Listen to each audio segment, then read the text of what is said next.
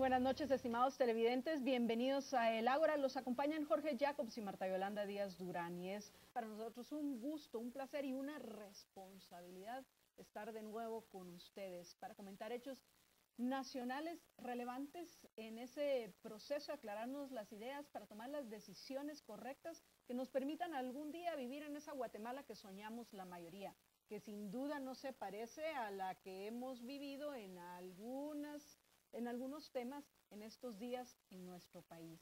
Por supuesto que hay cosas que celebramos. Celebramos que la Corte Suprema de Justicia haya dado trámite a los procesos de antejuicio en contra de Otto Pérez Molina, el presidente de Guatemala, y de su hijo Otto Pérez Leal. También celebramos las valientes decisiones del juez Gálvez, que primero que todo ligó a proceso a la ex vicepresidenta Roxana Valdetti, y segundo, hizo lo correcto tomando la decisión de que ésta fuera trasladada a la cárcel de mujeres Santa Teresa o Santa Teresita, como les dicen muchos. Esos sin duda son hechos que hay que celebrar porque es un paso adelante en el proceso de construir un sistema de justicia verdadero, creíble, confiable en Guatemala y valga la redundancia, justo. Pero por otro lado, también hemos visto manifestaciones violentas, medidas de hecho que independientemente de los motivos que digan que las provocan, son medidas de hecho, por tanto contrarias a derechos. También estamos siendo testigos del oportunismo de un grupo de personas que pretenden llegar al ejercicio del poder sin ni siquiera haber sido electos. Entonces, sí hay temas que debemos discutir que nublan la posibilidad de que el mañana sea mejor para todos, viviendo dentro de un Estado, repito, de derecho, que para que sea de derecho hay que respetar la Constitución. Y si algo, por ejemplo, necesitamos que se dé en nuestro país, es el proceso de elecciones que está convocado. Debemos, apreciables oyentes, velar por la institucionalidad si es que algún día queremos vivir dentro, repito, de un Estado de Derecho y una verdadera república. Entonces, para hablar del tema de la importancia de la institucionalidad dentro del contexto de las medidas violentas de esta semana, que al final, por cierto, a quienes más afectan es a la gente honesta, a la gente productiva, a la gente responsable. No ayuda en nada a presionar a Otto Pérez Molina para que renuncie o para cualquier otro tema, apreciables oyentes. Si verdaderamente queremos afectar a los gobernantes, como ya lo he dicho en varias ocasiones en otros medios, lo que deberíamos de estar impulsando es un paro tributario. O sea, en lugar de depositar o pagar nuestros impuestos en la SAT, lo que deberíamos de hacer es depositarlos en un juzgado. Ahí sí los estaríamos presionando. Eso es lo que deberíamos de hacer. Y eso también se podría dar dentro de la institucionalidad, pero no podemos atentar contra esta. Para explicarnos el por qué no podemos y no debemos, si es que vamos a tener visión de largo plazo, nos acompaña hoy en los estudios el licenciado Alejandro Valdizón, a quien le damos la bienvenida. Alex, buenas noches, bienvenido a El Ágora. Yolanda, Jorge, gracias por la invitación. Bueno, entremos de lleno, el por qué hay que respetar la institucionalidad y qué se entiende por la institucionalidad, Alex. Bueno, esto lo podemos entender en varios planos, ¿verdad? Yo creo que la mayoría de gente lo entiende en una perspectiva estrictamente formal, llamémosle legal, pero yo creo que hay un tema bastante más profundo también. Hay procedimientos, la Constitución tiene sus procedimientos para resolver, digamos, situaciones que se puedan dar, como pueden ser, por ejemplo, el caso de una ausencia temporal o definitiva de un presidente, fuera esta por una renuncia, fuera esta porque el presidente sea privado, digamos, de su privilegio de antejuicio y sometido a un juicio penal y hablemos de una eventual prisión preventiva. Es decir, hay procedimientos establecidos en la Constitución para que en el caso de que se dieran estas circunstancias, hay un orden, digamos, de sucesión, digamos, del jefe del Ejecutivo, que asumiría pues un vicepresidente y habría que repetir el procedimiento para nombrar a un eventual vicepresidente, porque siempre tiene que haber esta especie de suplente. Pero ese es el tema, digamos, estrictamente formal. A mí me gusta hablar más bien de los aspectos más fundamentales, de los aspectos de fondos. ¿Por qué la institucionalidad? ¿A qué nos referimos? ¿Cuáles son las bases de una república realmente? Uno de esos elementos es la alternancia en el poder, una alternancia pacífica en el poder, una alternancia que se da por una vía de una elección democrática. En este caso, el papel que viene a jugar la democracia es estrictamente para designar de forma pacífica y civilizada a la persona que habrá de ejercer el gobierno en el próximo periodo. ¿Por qué la alternancia en el poder es un elemento republicano importante? Porque, lógicamente, lo inverso, lo opuesto sería pensar en una imposición, que es lo que algunos pretenden, lo que tú decías, llegar al poder sin tener ningún tipo de representatividad, sin tener ningún tipo de legitimidad, ¿verdad? Ser una especie de oportunistas que aprovechan, digamos, la coyuntura, llamémosle, alarman a la población, se erigen a sí mismos los salvadores del pueblo, de la nación, se abrogan un poder que no les corresponde y luego, pues, quién sabe qué podrán hacer a partir de ahí. Es decir, una vez con poder y con lo que alguna gente ha llamado gobierno de transición, quién sabe qué pueda resultar de eso, incluso imponer ilegítimamente un modelo que nadie está solicitando, que nadie está pidiendo. Entonces, esto se tiene que hacer, más bien, esto no se tiene que permitir, una sucesión de una jefatura de gobierno por una ausencia del jefe del Ejecutivo se tiene que hacer dentro de los procedimientos que ya están establecidos. No podemos permitir esta alternancia de forma arbitraria o impuesta. Vos hablas de institucionalidad, pero la gente que ha estado proponiendo estas cosas habla de la legitimidad y dice que el proceso como está ahorita pues ha perdido legitimidad y que entonces que hay que volverlo a hacer, casi que sí. Claro. ¿Cómo compatibilizas esos dos términos? Sí, es un buen punto. De hecho, el proceso, claro que ha tenido muchos vicios. Es decir, se han violado normas electorales flagrantemente. Y esa es una tarea del Tribunal Supremo Electoral corregir, o es algo que debió haber corregido en su momento.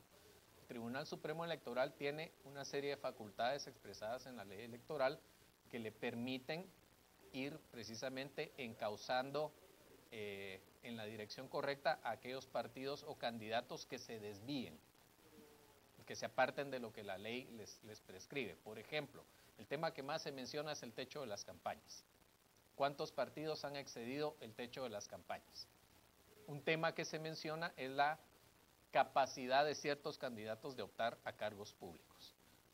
Entonces, en esos casos concretos, el Tribunal Supremo Electoral puede, es decir, esa es precisamente su jurisdicción. Es un tribunal que tiene jurisdicción en materia electoral, estrictamente hablando, puede, digamos, ejercer esa función jurisdiccional y resolver ese tipo de conflictos, pero no venir y borrar la Constitución de nuevo, atentar contra los periodos de gobierno constitucionalmente establecidos, prolongarlos o permitir que gente asuma el poder que no tiene ninguna legitimidad para hacerlo, o permitir que un gobierno se perpetúe en el poder cuando constitucionalmente estos son temas que son, llamémosle así, normas pétreas en la misma Constitución. Toda la parte que tiene que ver con el sistema republicano, con las deficiencias que tiene, toda la parte que tiene que ver con la alternancia en el poder, toda la parte que tiene que ver con la no prolongación de un gobierno en el ejercicio del poder más allá de su periodo,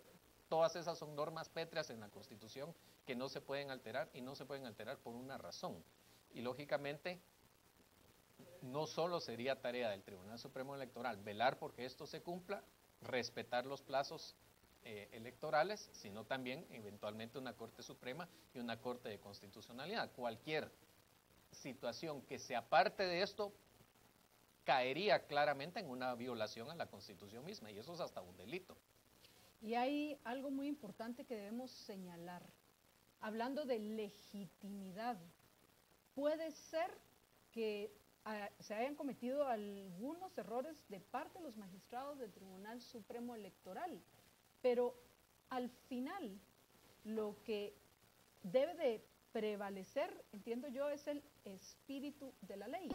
Y en general con el espíritu de la ley sí se ha cumplido. Y por supuesto que estamos de acuerdo en que la verdad de los juicios que uno emite no dependen de lo que diga la mayoría, sino la verdad depende de que esos juicios que emitimos coincidan con los hechos de la realidad. Pero hay un dato muy importante en lo que respecta a las elecciones, que según las encuestas, alrededor del 80% de los habitantes de Guatemala queremos que se lleve a cabo el proceso de elecciones. Eso está claro que si alguien va a apoyar el clamor popular, entre comillas, lo que debe de hacer es apoyar este proceso de elecciones. Vamos a hacer una breve pausa y regresamos con ustedes en unos minutos en el Ágora. Quédense con nosotros, los acompañan Jorge Jacobs y Marta Yolanda Díaz Durán y hoy estamos conversando con Alejandro Valdizón.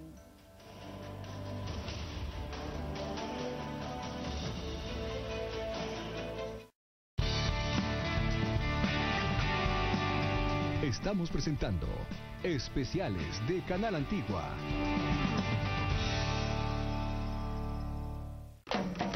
Querer a Guate y votar nulo es como querer salvar a alguien mientras lo estrangulo. Porque el voto nulo no cuenta, no cambia nada. No al voto nulo. No desperdicies tu voto.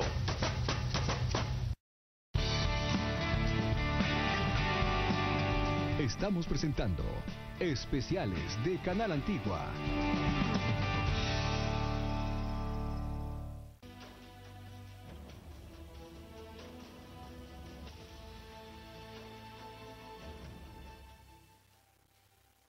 Estamos de regreso en el Ágora, los acompañan Jorge Jacobs y Marta Yolanda Díaz Durán. Nuestro invitado hoy es Alejandro Valdizón y estamos hablando del tema de la institucionalidad, que abarca, por supuesto, muchos temas. Uno de ellos es la próxima celebración de las elecciones en nuestro país, la cual apoyamos abrumadoramente la mayoría de ciudadanos guatemaltecos, alrededor del 80%. Aunque, por supuesto, aunque no fuese así, igual la verdad, como comentábamos en el segmento anterior, no depende de la voluntad de la mayoría, sino depende de que los juicios que emitamos coincidan con la realidad. Y si nuestro objetivo es algún día vivir en una sociedad pacífica, donde podamos intercambiar, convivir y compartir en paz, tenemos que hacerlo dentro de un Estado de Derecho, dentro de una república verdadera, no este remedio de república mezclado con el sistema de gobierno que ha traído tantas desgracias desde hace más de 2500 años, como bien lo comentaron en su oportunidad Platón y Aristóteles. O sea, la democracia. Por algo tuvieron esa discusión de años los padres fundadores de Estados Unidos de si el sistema de gobierno de ellos iba a ser republicano o una república o una democracia. Al final ganó la república, porque vemos que al final el mezclar ambas cosas nos da una especie de camello-caballo diseñado por los constituyentes de Guatemala. Entonces tenemos muchas cosas que corregir, pero no podemos pretender corregir nuestro sistema político violentando los derechos individuales de otros o pretendiendo acabar con la poca institucionalidad que tenemos. Por eso es que debemos, apreciables televidentes, el proteger lo poco bueno que hoy tiene nuestra Constitución para que a partir de eso podamos construir esa sociedad en la que ansiamos vivir la mayoría. Hablamos ya del tema de las elecciones y también del interés oportunista de ciertos personajes que, por cierto, han formado parte de gobiernos. Recordemos, veamos bien quiénes están detrás de las medidas de hecho.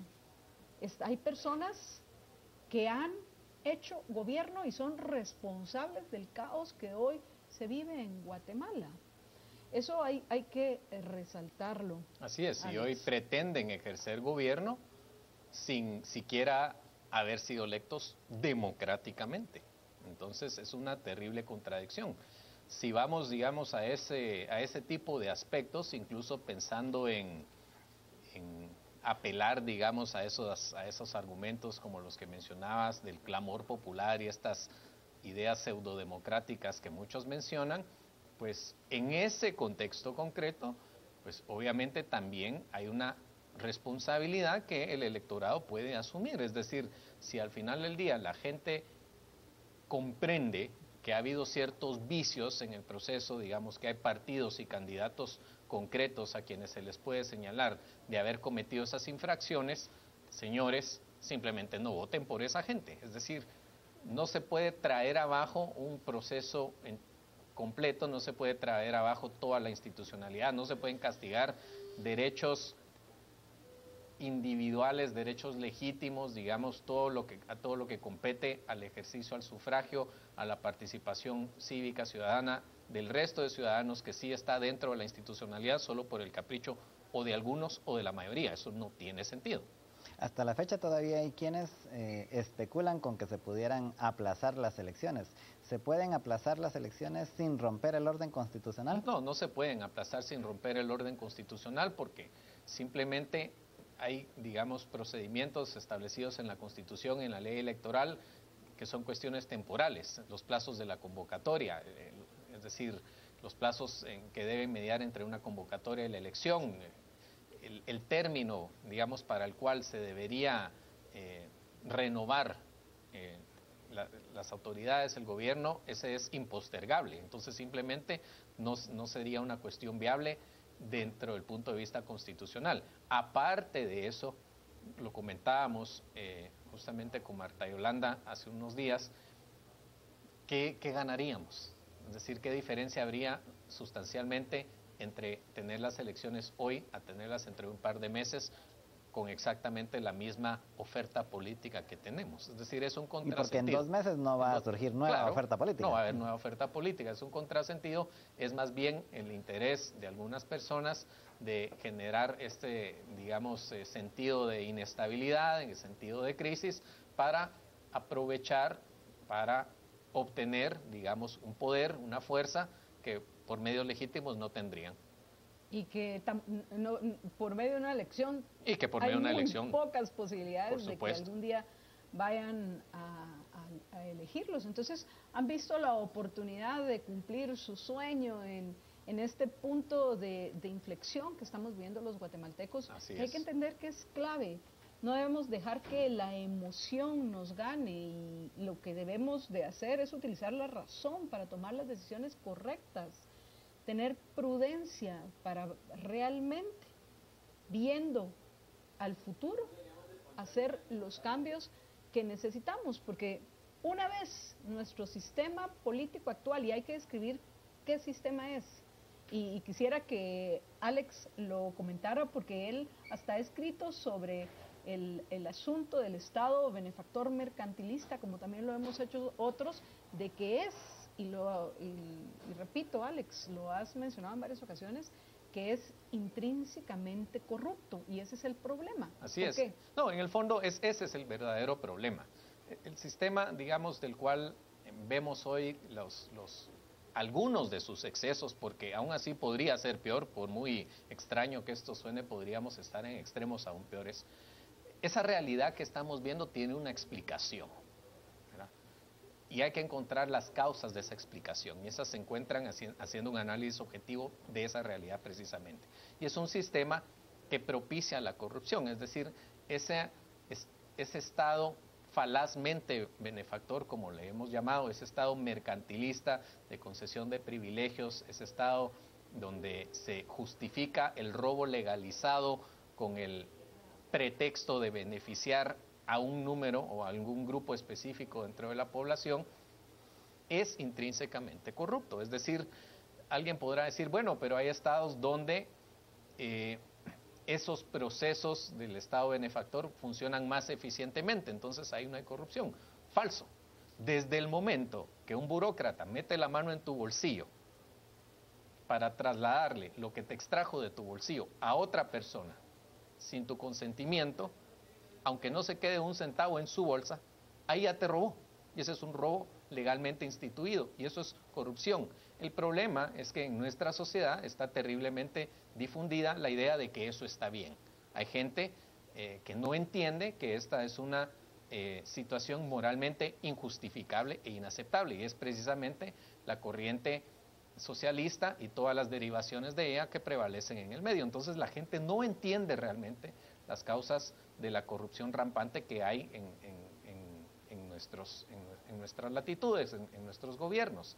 Entonces, a menos que eso se cambie fundamentalmente, nada va a cambiar, ni cambiando de autoridades, ni postergando la fecha en que se elijan, ni imponiéndonos autoridades que precisamente van en esa línea de expandir ese estatismo y ese intervencionismo estatal. Yo diría que tampoco obligándonos a financiarles la campaña política, porque Por eso es una de las soluciones que han dicho, como claro, entra dinero así de gente privada y de ladrones y todo, entonces mejor para evitar eso, que la campaña la hagan toda con fondos públicos, dicen, pero al final son fondos de los tributarios. claro, ¿no? es otra manera de robar, es otra manera de hacerme a mí pagar por las decisiones de alguien más. Es como que yo me sentara acá a exigirle a la población que me subvencionen mi profesión, por ejemplo, es decir, o mis actividades profesionales o ¿Y por qué no empresariales. pedís una casa o una ¿verdad? mansión? ¿Por qué no me mantienen a mí? ¿Por qué no hacemos una ley para que los tributos sirvan para mantenerme a mí que elegí determinada profesión o actividad? Es decir, eso es absolutamente absurdo. Y por otro lado, no tiene ningún sentido porque el hecho de que se destinen parte de nuestros recursos en impuestos a financiar las aspiraciones políticas de ciertos personajes, en nada impide que esos dineros oscuros se vayan a llegar de todos modos a tratar de influir en las personas que ostentan poder. Porque en la medida que esta gente pueda repartir privilegios, beneficios, ejercer poder discrecionalmente, arbitrariamente para actividades fuera de las funciones legítimas del gobierno, va a estar el incentivo para que alguien quiera comprar esas voluntades. Entonces, o desmantelamos toda la estructura de ese Estado intervencionista o no vamos realmente a acabar con este tipo de problemas. Alex, muchas gracias por habernos acompañado. Muchas Estamos gracias. ya llegando al final del Ágora. Hoy, apreciables televidentes, y pues solo quiero terminar invitándolos a reflexionar. No se dejen llevar por la indignación y la emoción. Utilicemos nuestra razón, porque uno sabe cuándo comienza una crisis, pero no se sabe cuándo termina ni de qué manera. Entonces, velemos por nosotros y nuestros seres queridos, cuidemos la institucionalidad. Cuídense muchísimo, ha sido un gusto acompañarlos y por favor, aunque suene difícil, más difícil otras veces, procuren ser felices, muy, pero muy felices.